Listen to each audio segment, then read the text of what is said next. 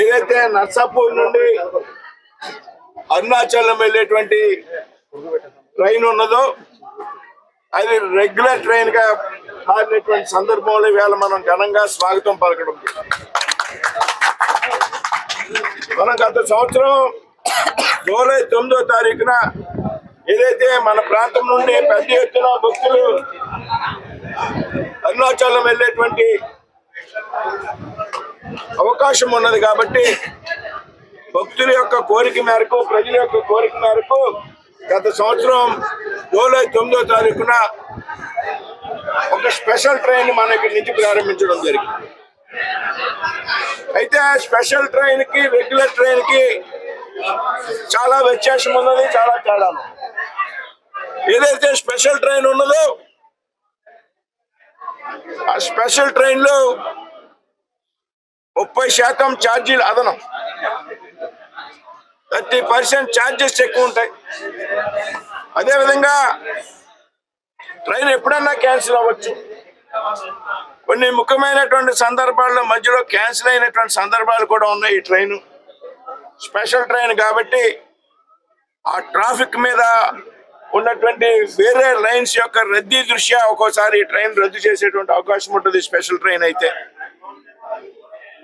అంతేకాదు ఏదైనా ఆలస్యం అవుతుంది స్పెషల్ ట్రైన్ గా ఉంటే.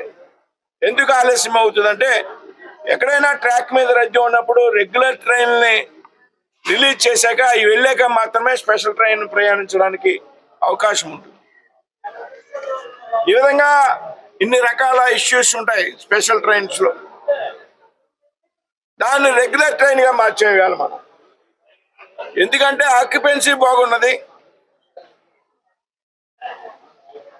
ఏదైతే స్పెషల్ ట్రైన్ లో రిజర్వేషన్ యొక్క సమయం చాలా తక్కువ ఉంటుంది, 15 రోజులు 20 రోజులు. రెగ్యులర్ ట్రైన్ అయితే 2 months ముందు మనం రిజర్వేషన్ బుక్ చేసుకోవడానికి అవకాశం ఉంటుంది. ఈ ట్రైన్ ప్రారంభం నుంచి కూడా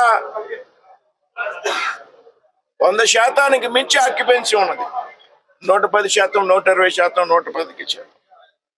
ఇవన్నీ రైల్వే అధికారులకు వివరించి చెప్పి ఎట్టి పరిస్థితుల్లో ఇది స్పెషల్ సర్వీస్ గా ఉండడానికి వీల్లేదు, మీకు దాదాపు జూలై నుంచి నడుపుతున్నాం, దీని తాలూకు రికార్డు చూసుకోండి అని రైల్వే అధికారులు ఒప్పించి దీన్ని రెగ్యులర్ ట్రైన్ గా మార్పించడం జరిగింది.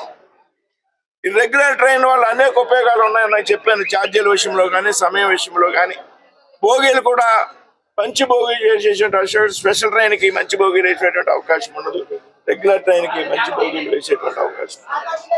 ఇవన్నీ కూడా ఇవాళ ఏదైతే ఇది ఇవాళ గతంలో మనకు ఉన్నటువంటి స్పెషల్ ట్రైన్ ఇవాళ సంపూర్ణమైనటువంటి రైలు ఇవాళ అరుణాచలం వెళ్ళడానికి ట్రైన్ గా మారింది.